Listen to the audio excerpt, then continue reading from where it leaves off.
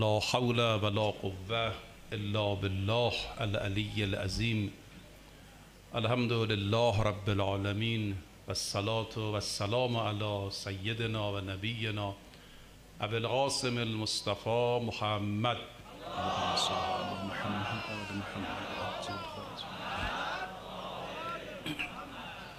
و علی آله الطیبین الطاهرین سیما بقیة الله فی الارضین و اللعن علی اعدائهم اعداء الله اجمعین. اللهم كل وليك الحجة ابن الحسن صلواتك عليه وعلى آبائه في هذه الساعة وفي كل ساعة وليا وحافظا وقائدا وناصرا ودليلا وعينا حتى تسكنه أرضك طوعا وتمتعه فيها طويلا. توفیق داشتیم این شبها بحثی رو در رابطه با ویژگی های یاران امام حسین و اینکه ما هم چه کنیم که به اونها ملحق بشیم و در خیمه حسینی زیر چتر ابا عبدالله قرار بگیریم. عزیزان، کربلا همینه. امام حسین یه چتری باز کرده، آقا میتونه وارد بشه، شرایط داره. اون شرایط ما داریم این شبا بحث میکنیم، این ویژگی ها رو داریم بحث میکنیم. یکیشو شب اول گفتیم ولی خدا شدن و آرامشی که در پرتو این ولایت. الا ان اولیاء الله لا خوف علیهم ولا هم یحزنون. از ولایت شیطان انسان بیاد بیرون بره تحت ولایت خدا، این یه شرطش. اگر از قاچاق شیطان و هوای نفس دوری کردی، از قاچاق گناه دوری کردی، با سوخت تقوا تزودوا فان خیر الزاد حرکت کردی، همراه اونایی که راهو بلدن، آقا رسیدن، کونوا مع الصادقین، با ما باشید، ما رسیدیم، ما این درست رفتیم. و اگر این گواهی قرآن و سنت در اختیار ما باشه، ترس معنا نداره. الا ان اولیاء الله لا خوف علیهم ولا هم یحزنون. اجازه بدید معنا کنم برای شما اولیاء الله رو، خیلی ساده بگم. ما میخوایم بریم تو اون خیمه چتر. یه ویژگی اونایی که رفتن تو این خیمه آرامششون بود و جزو اولیاء الله بودن. اولا به شما بگم آرم و علامت هم نداره. جون رنگین پوست غلام رفته زیر این چتر، حبیب مشهور به نام از رؤسا مورد احترام. دیدید که قبرش هم جدا کردن دیگه، خانوادهش انقدر براش احترام قائل بودن که قبرش هم سوا گذاشتن. نه، این خیلی مهمه. ببینید امیرالمومنین یه روایتی داره، خیلی روایت قشنگیه. فرمود خدا 4 چیز رو در 4 جا مخفی کرد. ان الله اخفا 4 فی 4. بلدید، خیلی شنیدید. یکی از چیزایی که مخفی کرده اینه اخفا ولیه بین العباد بین الناس. خدا ولیشو بین مردم مخفی کرد. اخفا ولیه، یعنی الان مثلا ولی الله رو میشه با عمامه شناخت، نه میشه با لباس، مثلا تیپ نداره، لباس نداره. خود شما آقایون اصفهانی، این قبر میرزا حسین کشیکچی پیش شماست دیگه، در تخت پولاد، حالوی اصفهانی معروفه دیگه. این آدمی که علما میرن کنار قبرش، بزرگان میرن کنار، داستانشو خوندید تو کتاب ها آمده. این آدم یک باربر و کوله‌بری تو بازار اصفهان بوده، الان تو تخت پولاد قبرش محل زیارت علماست. که وقتی اون عالم بزرگوار میگه موقع نماز میرفتم دیدم یه جنازه رو دارن تشییع میکنن، چند نفر غریبانه برداشتند، ولی دیدم یکی از تجار بزرگ اصفهان میرزا حبیب معروف زیر این جنازه داره اشک میریزه، گریه میکنه. منم صدا زد، گفت بیا. اون عالم میگه منم رفتم در تشییع جنازه، وقتی جنازه رو دفن کردیم گفتم چی شده، مگه از بستگان توست؟ گفت نه، از یاران خاص امام زمان. داستانش رو تو اینترنت بزنید پیدا کنید. میرزا حسین کشیکچی رو قبرش هم نوشته دیگه، الان رفتید حتما بعضیاتون. معروف به هالوی، انقدر ساده بود بهش میگفتن هالو هالوی اصفهانی، که بزرگانی این داستان رو مرحوم نهاوندی از علما که مسجد گوهرشاد نماز میخونده در کتابش آورده، العبقری الحسان. بله، از یاران خاص امام زمان. بنده رفتم سر قبر ایشون، تبریزم سر قبر حمال تبریزی رفتم، اونم یه حمال، الان اتفاقا مجسمش هم ساختن تو تبریز نصب کردن، یعنی یه تندیسی ازش ساختن، قبرش هم در خیابان اونجا تبریز من رفتم براش یه قبری درست کردم. آیا آدم ساده باربری که هیچ حساب روش باز نمیکرد، بچه آمد از پشت بام بیفته به همون لهجه ترکی داد زد خدا بگیرش، بچه سالم اومد روی زمین، فهمیدن این چه مقامی پیش خدا داره. گفتن چه کردی؟ گفت هیچ بابا، شلوغش نکنید، کاری نکردم. یه عمری خدا من گفته بود بگیر، من گرفتم. یه بار بهش گفتم بگیر، باید بگیره دیگه. یه عمری گفت چشمتو بگیر، گرفتم، گوشتو بگیر، گرفتم. بله، اگه گرفتی بهش بگی بگیر، میگیره. ما مشکلمون رو نمیگیریم، بعد میخوایم بگیره. مشکلمون اینه. تا گرفتار میشیم قرآن گله میکنه دیگه، میگه ان الانسان خلق هلوعا. هلو نه هلو، هلو با عین.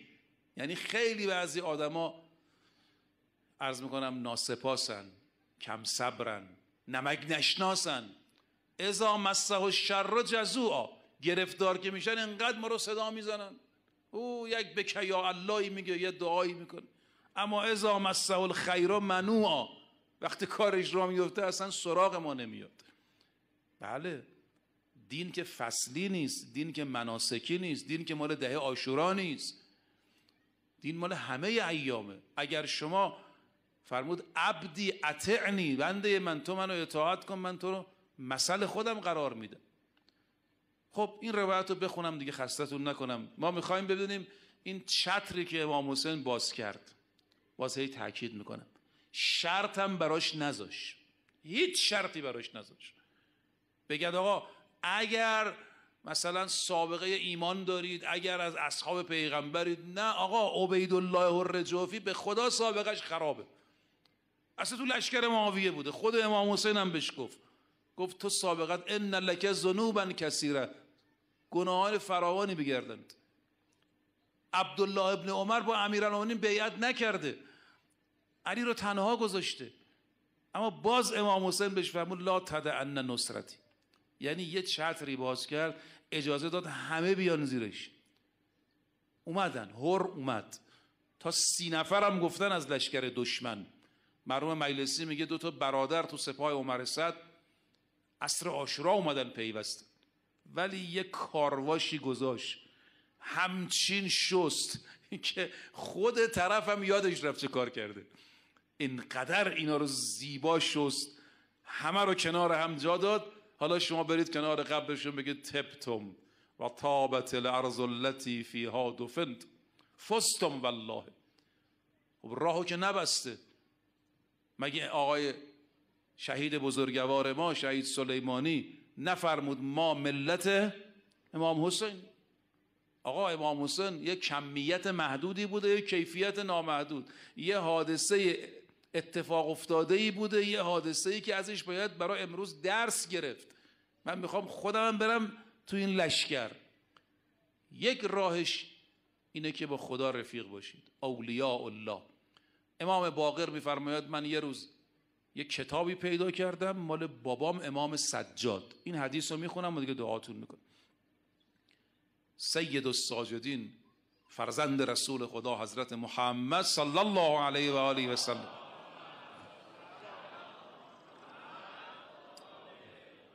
امام باقر میگه، میدونید هر دوی اینام یادگار کربلان، هم امام باقر کربلا بود و امام سجاد. میگه دیدم اونجا نوشته اولیاء الله کسانی هستند که این 7 ویژگی رو دارن. من این 7 رو برای شما میشمارم. امام باقر میگه دیدم در کتابی که منسوب به پدرم علی ابن الحسین بود نوشته بود وجدنا فی کتاب علی ابن الحسین. کتاب یعنی نوشته. تو یادداشتای بابام دیدم شرایط اولیاء الله شدن ایناست. 1 اذا ادوا فرائض الله. اولیاء الله کسایی هستند که واجبات خدا رو انجام بدن. مستحب لازم نیست، تونستن انجام بدن خوب، نتونستن شرط نیست. نمازشون و روزشون و خمسشون و واجبات رو. 2 و اخذوا سنن رسول الله، سنت پیغمبر رو هم رعایت کنن. سنت پیغمبر 2 قسمه. امیرالمومنین فرمود سنت پیغمبر 2 قسمه، فریضه و فضیله. یه قسمتش عین واجبات و مستحبات، فریضه است یعنی واجبه. یه قسمتش فضیلته، شرط نیست. آقا مسواک زدن سنت پیغمبر، حالا شما نزدی عیب نداره، خودت ضرر میکنه. سلام کردن به کودکان سنت پیغمبر، واجب نیست. مثلا فرض کنید که زود خوابیدن در شب فلان کار، اینا سنت فضیله. اما یه سنتی داره فریضه است. پیغمبر چجور نماز خونده، چجور روزه گرفته، چجور اعمال حج رو انجام داده، همونطور که ایشون خونده. چجور وضو، 2 جور که وضو نگرفته. الان مسلمان 2 جور وضو میگیرن. همونجور که پیغمبر وضو گرفته، همونطور که پیغمبر نماز خونده.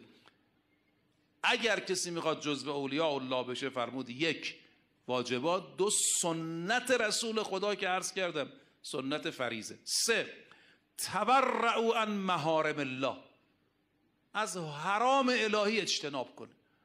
البته حالا ما معصوم نیستیم، گاهی حرام تو زندگیمون پیش میاد، غیبتی پیش میاد، تهمتی پیش میاد، توبه کنه فوراً. خدا اینطور نیست که پرونده رو نگه داره. روایت داریم بعضی از اوقات انقدر توبه بعضیا قشنگه که خدا اون گناه رو روز قیامت به خودشون هم نشون نمیده. نمیگه مثلا ببین تو این شراب خورده بودی ولی ما بخشیدیم تو، اصلا نیست تو پروندهش، پاکش میکنه. روایت داره مخصوصا این دعا رو بعد نماز مرتب بخونید که حدیث داره اگر کسی زیاد این دعا رو بخونه گناهانش رو به خودش هم روز قیامت نشون نمیدن. البته عملم بکنه، فقط نخونه. بعد از هر نماز بخونید. تو مفاتی هم هست اللهم ان مغفرتک ارجی من عملی و ان عفوک اوسع من ذنبی. خدای عفو تو از گناه من خیلی بزرگتره. اللهم ان کان ذنبی عندک عظیما فعفوک اعظم من ذنبی. اگه گناه من بزرگه عفو تو بزرگتره. اللهم ان کان ذنبی عندک عظیما فعفوک اعظم من ذنبی. اللهم ان لم اکن اهلا ان ابلغ رحمتک، من اهلیت ندارم تو ببخشی، اما رحمت تو که اهلیت داره شامل من بشه. یه دعایی داریم که از یادم نیست کجا دیدم، خیلی خوشم میاد من از این دعا. اونجا میگیم خدایا من غیر از تو کسی پیدا نمیکنم ببخشه، ولی تو غیر از من کسی پیدا میکنی عذاب کنی. حالا صدام رو عذاب کن، هیتلر رو عذاب کن، یزید رو عذاب کن. خدایا تو مطمئن با جهنم خالی نمیمونه، بالاخره آدم پیدا میشه بره توش. صدام بره، یزید بره، شمر بره، اما من فقط یه برگ برنده دارم، اونم تویی. تو خیلی داری اما من همین، پس نگذارین برگو از دست بدم. آقا اینطوری با خدا حرف بزنید. فرمود از محارم الهی اجتناب کنه. و زهدوا فی عاجل زهرت دنیا، گول دنیا رو نخوره. نه که دنیا نداشته باشه، دنیا که ربنا آتنا فی الدنیا حسنه، نه، به خاطر دنیا جنایت نکنه، به خاطر دنیا عرض میکنم که حرام مرتکب نشه. و رغبوا فیما عند الله، اون چیزایی که پیش خداست دوست داشته باشه. یه خدای من بهشت میخوام، خدای من رحمت میخوام، رغبت داشته باشه. این خیلی مهمه، این خیلی مهمه. 6 واکتسبوا الطیب من رزق الله، لقمه حلال به دست بیاره، لقمه حلال به دست بیاره تو زندگیش. لا یریدون بهی التفاخر، نخواد با لقمش تفاخر کنه، من خونه دارم، من ماشین دارم، من ثروت دارم. و 7 انفقوا فیما یلزمهم من حقوق، به دیگران هم انفاق کنه، اینطور نباشه که فقط خودش مصرف کنه. اگر کسی این ویژگی ها رو داشت فرمودین از اولیاء خداست. یه پک 7 ماده‌ای شد دیگه، یه پک 7 ماده، یه بسته. اگر کسی در این عرصه وارد شد که توانست این گونه باشه میشه زود. البته بعضی عزیزان ما کتاب نوشتن به نام اولیاء الله، صفات اولیاء الله رو جمع کردن. مثلا خود خدا تو قرآن میگه اگر کسی از اولیاء ماست از مرگ نباید بترسه. ان زعمتم انکم اولیاء لله من دون الناس، اگه واقعا ادعا میکنید رفیق خدایید، فتمنوا الموت ان کنتم صادقین، نباید از مرگ بترسید. خب برای اینکه شما به خدا نزدیک میشید نباید از شهادت بترسید. این یکی از ویژگی های یاران امام حسین، آرامش، ریشه آرامش اولیاء خدا شدن. الا ان اولیاء الله لا خوف علیهم ولا هم یحزنون. شرط دومش رو عرض کردیم، گفتیم هزینه کنه برای اعتقاداتش. من کان باذلا فینا مهجته، اگر خون لازمه مثل کربلا خون بده، اگه پول لازمه مثل حضرت خدیجه برای اسلام پول بده، اگه یه جایی لازمه با زبانش دفاع کنه، امر به معروف کنه، تذکر بده، خب مثل اینایی که تو کربلا رجز خواندن، شعر خواندن، خطبه خواندن. من 2 هفته قبل در شهر قم یک مراسمی دعوت شدم، 1500 جهیزیه برای زوجهایی که اوضاعشون مناسب نبود. خب بعضیشون عرض میکنم ایرانی بودن، بعضیا مال افغانستان بودن، بعضیا مال جاهای دیگه بودن. به هر حال من رفتم تو اون مراسم سخنرانی کردم، رفتم این جهیزیه رو دیدم. بله یه جهیزیه 200 میلیونی نبود، بله گفتن هر کدام بوده 50 میلیون هزینه شد. بالاخره شمایی که نداری نگاه نکن به اون که داره، بذار یخچال خونه ساده بشه، ماشین لباسشویی. قدیم هم اینطور بود دیگه، یعنی قدیم سطوح زندگی ها با هم متفاوت بود. ما یادمونه تو جایی زندگی میکردیم، مثلا فرض کنید که طرف خانهشون یخچال داشت ما نداشتیم، آب گرم کن داشت ما نداشتیم. اینطور نه. الان مشکل اینه که همه میخوایم با هم بیایم جلو، تجمل. نه، من به اون آقا گفتم، گفت شرط میکنیم با این خانواده ها، چون بعضی از اینا کل اینو برن گاهی میفروشن یه وسیله تهیه میکنن. آقا با این ماشین ساده، با این یخچال ساده، با این فرش ساده هم زندگی میگذره. نگذاریم، کمک کنیم، بار برداریم، میشه بذل. خود وجود مقدس ابا عبدالله شما تاریخش رو نگاه کنید چقدر بذل مالی داره. حالا فرصت نیست من برای شما بگم، یک کتابی دارد حضرت آیت الله العظمای صافی خدا رحمتشون کنه، شون من سر قبرشون هر وقت برم میرم کربلا، این کتاب رو یه وقتی خود ایشون برا من فرستاد و فرمودن که من روی این کتاب خیلی کار کردم. تو جوانی هم نوشته بود این کتاب ایشون در میان سالی. اسم کتاب هست پرتوی از عظمت امام حسین. والله یه وقت پیدا کردید بخونید، داستانهای زیبایی. چون امام حسین غالبا قبل از کربلا ازش بحث نمیشه، ما غالبا امام حسین رو بردیم روز عاشورا. خب ایشون 50 خورده سال قبل از کربلا هم تو جامعه زندگی کرده. اومد دیدن اسامه مریض بود. تازه اسامه از کساییه که در بیعت با علی کوتاهی کرده. اسامه از کساییه که از امیرالمومنین دفاع نکرد تو غدیر. یعنی یه همچین پرونده به هر حال تاریکی هم داره. اینطور نبود که حالا مثل مالک و عمار باشه. با این پیشین آخه ما الان اینطور شدیم، تا طرف مال جناح مخالفه میگیم کمکیش نکن، تا طرف با انقلاب یه زاویه‌ای داره آقا دیدنش نرو. آقا این حرفا نیست، چرا به این هم اختلاف میاندازیم؟ بله حالا افراد سلایق مختلفی دارن، معاند که نیست، مسلمانه، اسامه یه مسلمانه، اما در این حال که از اصحاب پیغمبر کوتاهی هم نسبت به حضرت امیر داشته که خب اون جای خودش باید جواب بده. امام حسین اومد دیدنش داره گریه میکنه. گفت چرا گریه میکنه؟ گفت آقا دارم از دنیا میرم در حال احتضارم، در حالی که 60,000 درهم قرض دارم. آقا محمود نگران نباش. بلا فاصله آقا 60,000 درهم.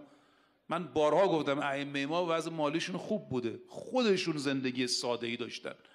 امام حسین از پدرش موقوفات داشته، از مادرشون باغ داشتن، مردم به اینها اهدا میکردن. 60,000 درهم اسامه قرضش آقا داد. این میشه بذل.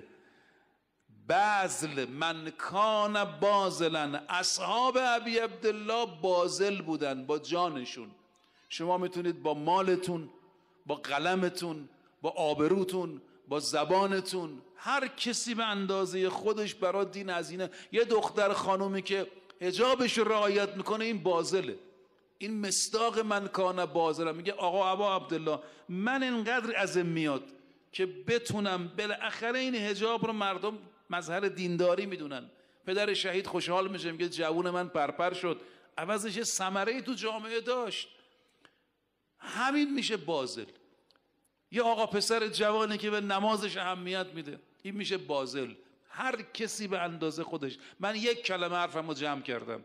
هر کدوممون بشینیم ببینیم فکر کنیم چقدر میتونیم برای امام حسین هزینه کنیم، برای دین هزینه کنیم. با التزام به نمازمون هزینه است، با التزام به حجابمون هزینه است، با ترک حراممون هزینه است. گاهی یه جوان با ازدواجش، آقای ازدواج میکنه، خب یه دختر خانومی سر خانه میاد، عرض میکنم فرزند به جامعه اضافه میشه، خودش آرامش میگیره، فساد کم میشه. این به اندازه خودش داره برای دین هزینه میکنه. چرا میگد که کسی ازدواج کنه نصف دینش رو حفظ میکنه؟ نصف دینش چجوری حفظ میکنه؟ چه کار کرده برای دین؟ جون داده، خون داده، مال داده، ازدواج کرده، خودش سرانجام نشسته. نه، یه دختر مجردی بالاخره نیازهای ازدواجی داره تو جامعه، اومده سر یه خانه، خودش رفته سر یه خانه زیر یه چتر، یه بنایی که در اسلام بنایی زیباتر از بنای ازدواج نیست، این بنیان گذاشت. این میشه باذل. هزینه کردن این برای دین با ازدواجش.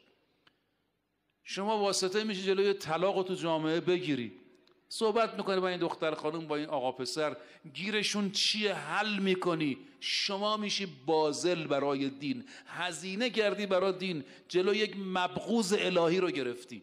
طلاق مبغوضه. بسم الله. همه ی حرف من تو یک کلمه.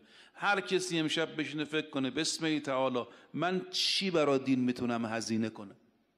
هر کسی به اندازه خودش. من کان باذلا فینا مهجته فلیرحل مهنا. خب این شبا دنبال کنید این خصوصیات. ما تا امشب 2 تاشو گفتیم: آرامش اصحاب، باذل بودن اصحاب.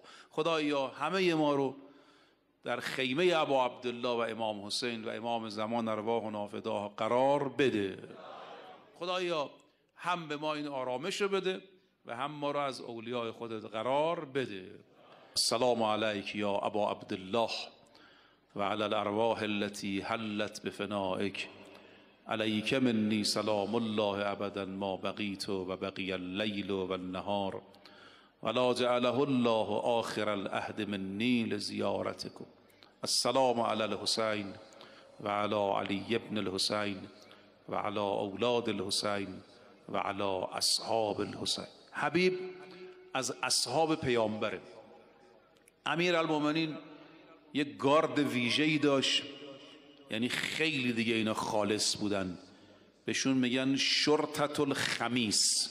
حالا شاید روز پنجشنبه مثلا این گروه تشکیل شده، به خاطر این بهشون میگن شرطة الخمیس، یا علت دیگه ای داره نمیدونم.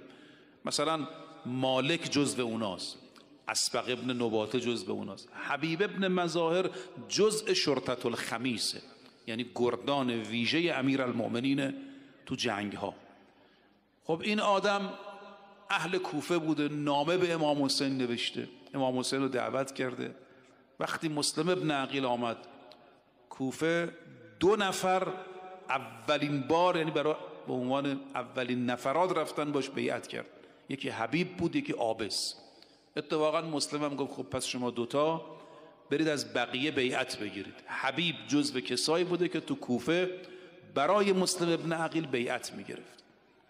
وقتی مردم کوفه پشت کردن به مسلم، دیگه ایشون با مسلم ابن اوسجه خودش رو رسون کربلا. 6 محرم امام حسین بهش گفت برو برا ما هم اگر میتونی از قبیلت یار بیار. البته رفت ولی دشمن متوجه شد، نگذاشتن. خب امام حسین روز عاشورا لشکر رو 3 قسمت کرده: چپ، راست، وسط و قلب سپاه. بر قسمت چپ سپاه حبیب رو گذاشت. قسمت راست زهیر رو گذاشت، قلب سپاه که بر اون دوتا هم مسلط بود عباس برادرش رو گذاشت. پس حبیب جزو 3 نفر برگزیده تو کربلاست: عباس ابن علی، زهیر و حبیب ابن مظاهر. این شخصیت روز عاشورا تا اذان ظهر تقریبا بوده. نزدیک اذان که صدای اذان بلند شد و امام حسین داشت آماده میشد برای نماز، مقدمات نماز رو فراهم میکرد، یکی از این نانجیب های سپاه دشمن آمد وسط میدان، گفت حسین نماز تو قبول نیست، شما نماز میخونید، شما مسلمان نیست. حبیب شمشیر کشید باش درگیر شد، لذا اومد عملا ظهر عاشورا موقع نماز وسط میدان با درگیر شد با این و طبیعتاً محاصره شد و امام حسین وقتی نماز عاشوراش تمام شد متوجه شد که حبیب روی زمین افتاده، خودش رو رسوند ابا عبدالله بالا سر حبیب ابن مظاهر. من وقتی کربلا میرم میام کنار قبر حبیب همیشه این عبارت رو میخونم روی قبرش، پارچه سبزی افتاده، این جمله امام حسینه، فرمود لله درک یا حبیب، حبیب خدا به تو اجر بده، کنت فاضلا، تو آدم فاضلی بود، تختم القرآن فی لیلة واحده، یک شب یک ختم قرآن میکردی. یک ختم قرآن 7-8 ساعت طول میکشه، شبی یک ختم قرآن میکرد حبیب. این امام حسین داره میگه. خب این شخصیت بزرگوار در راه ابی عبدالله علیه السلام به شهادت رسید. چون یه شخصیت مهمی بود، سرش که از بدن جدا کردن سرش دعوا شد، این میگه من میبرم، اون میگه من میبرم، اون میگه. بالاخره یکی از بزرگان سپاه عمر سعد مأمور شد، چون سر حبیب جایزه ویژه داشت، بعضی سرها جایزش بالا بود، این سر 100 دینار یعنی 100 تا سکه جایزش بود اگر کسی میبرد پیش ابن زیاد. این آقا برداشت و بست این سر رو به اسبش، حرکت کرد به سمت کوفه. وقتی وارد کوفه شد، چون سرها یک جا نیامده، با تفاوت اومده، وارد کوفه شد، میگه دیدم یه جوانی خیره خیره به این سر نگاه میکنه، هر کجا من میرم دنبال من میاد. وارد دربار ابن زیاد شدم، وارد شد، خیلی میگه من تردید کردم، صدای زدم، گفتم چیه منو دنبال میکنی، تعقیب میکنی؟